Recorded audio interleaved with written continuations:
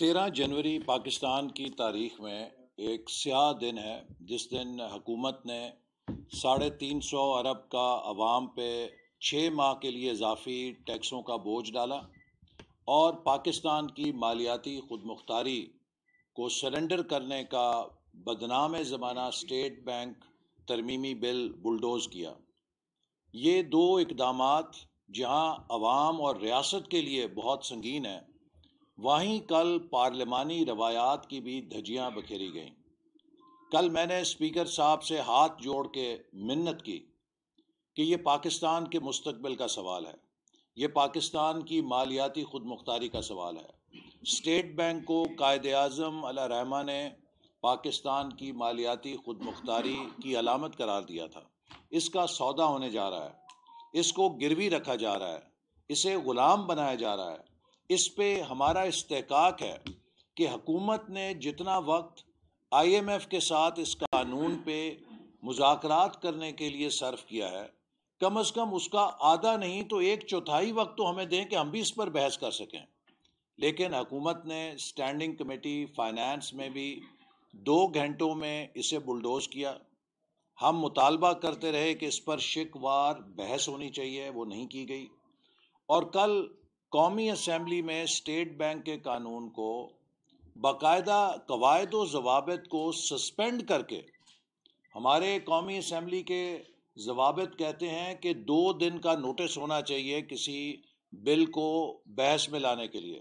حکومت نے اس شرط کو بھی سسپینڈ کیا، کوئی بحث نہیں ہونے دی اور اسے بلڈوز کر دیا۔ میں یہ بات کہنا چاہتا ہوں کہ یہ جو 350 ارب کے اضافی ٹیکس لگائے گئے ہیں، 6 ماہ پہلے یہی وزیر خزانہ صاحب اپنے بجٹ کی تقریر میں فرما رہے تھے کہ ہم نے پاکستان کی معیشت کو مستحکم کر دیا ہے۔ یہی وزیر خزانہ صاحب فرما رہے تھے کہ پاکستان کی زراعت، پاکستان کی صنعت، پاکستان کی برآمدات اور پاکستان کی ٹیکسوں کی وصولی تاریخی طور پہ ترقی کر رہے ہیں۔ کبھی کسی دور میں اتنی ترقی نہیں ہوئی جتنی کہ اب پاکستان کی پیداواری شعبے ترقی کر رہے ہیں۔ تو 6 ماہ پہلے جو جنت کی تصویر وزیر خزانہ دکھا رہے تھے، ہم یہ سوال پوچھنے کا تو حق رکھتے ہیں کہ ان 6 ماہ میں وہ کون سا اسکڈ میزائل گرا ہے پاکستان پہ کہ آپ کو یہ منی بجٹ کا بم عوام پہ گرانے کی ضرورت پڑ گئی؟ آپ کو عوام کی رگوں سے خون کا آخری قطرہ نچوڑنے کی ضرورت پڑ گئی اور ایک لاغر عوام اور لاغر معیشت کی کمر آپ نے یہ 350 ارب کے اضافی ٹیکس ڈال کے جو توڑ دی ہے، تو یا تو آپ کا وہ جنت کا دعویٰ جھوٹا تھا جو آپ 6 ماہ پہلے دکھا رہے تھے، یا جو اب آپ قدم اٹھا رہے ہیں یہ قوم کے ساتھ ظلم ہے کہ جو آپ نے ان کے اوپر مصیبت ڈھائی ہے۔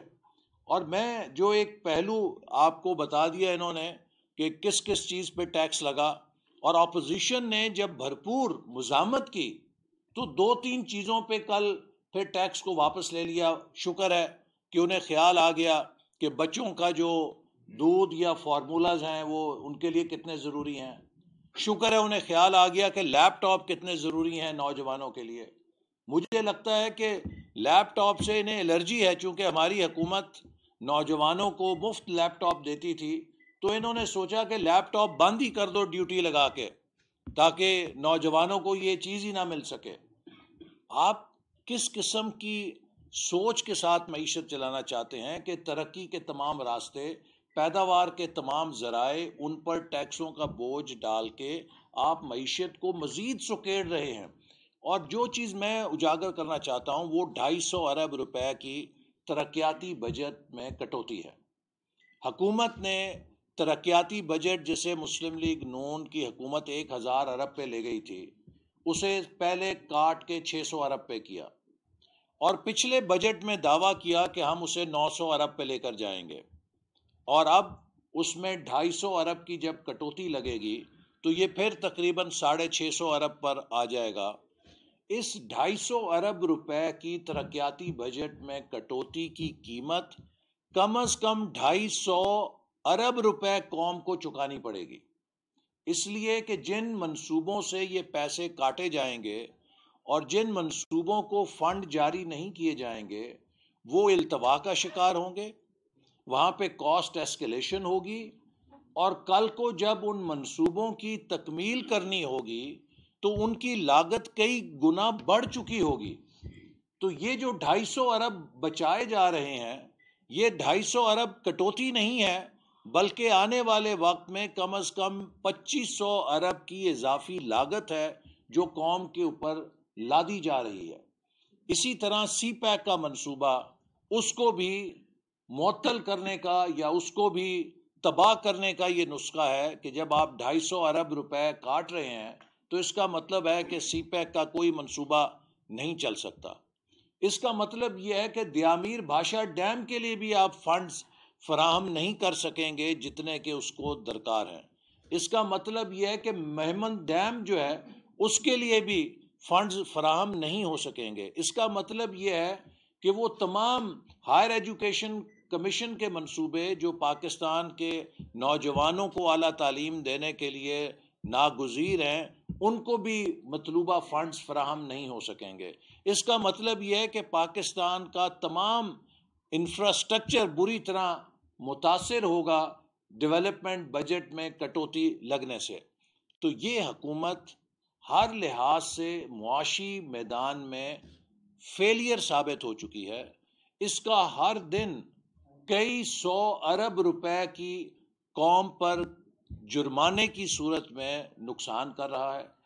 کم از کم اس حکومت کے 3 سالوں میں اس کی نااہلی، اس کی ناواقفیت، اس کی ناکامیوں سے پاکستانی معیشت 100 ارب سے زیادہ کا نقصان برداشت کر چکی ہے۔ میں ثاقب نثار صاحب کو مبارک دینا چاہتا ہوں کہ آپ کا صادق اور امین قوم کو 100 ارب ڈالر سے زیادہ قیمت میں پڑا ہے۔ اس نے پاکستان کی معیشت کا بیڑا غرق کر دیا ہے، اس نے پاکستان کی سفارت کا بیڑا غرق کر دیا ہے۔ آج پاکستان تنہا کھڑا ہے۔ خود وزیر خزانہ صاحب فرما رہے ہیں کہ ہماری جو خارجہ پالیسی ہے اس کی وجہ سے ہمیں IMF کے آگے ایک برے معاہدے پہ دستخط کرنے پڑے۔ تو اگر آپ کی خارجہ پالیسی ٹھیک نہیں تھی اور ایک برے معاہدے پہ دستخط کرنے پڑے ہیں تو کیا یہ اپوزیشن کا قصور ہے؟ یہ کس کا قصور ہے؟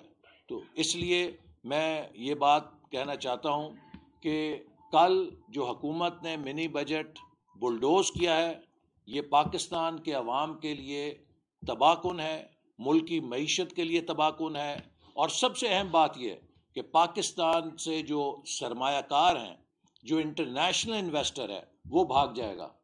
کیونکہ جو حکومت ہر روز ڈیوٹیاں تبدیل کرتی ہے، جو حکومت ہر روز ٹیکس بدلتی ہے، وہاں پہ کوئی بزنس مین 1 سال کا بجٹ نہیں بنا سکتا۔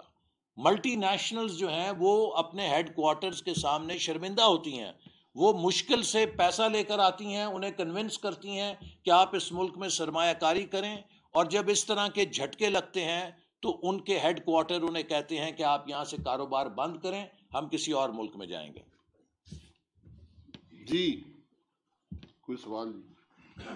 صاحب میرا آپ سے سوال ہے کہ جی موجودہ جو اپوزیشن ہے یہ کمزور ترین، لاغر ترین اور بے بس ترین اپوزیشن ہمیں نظر آ رہی ہے۔ کل آپ بھیک مانگ رہے تھے کہ ہمیں 2 دن دیے جائیں اسٹیٹ بینک کے بل پہ، لیکن دوسری جانب حکومتی وزراء آپ کو دھمکا رہے تھے۔ اپوزیشن ایک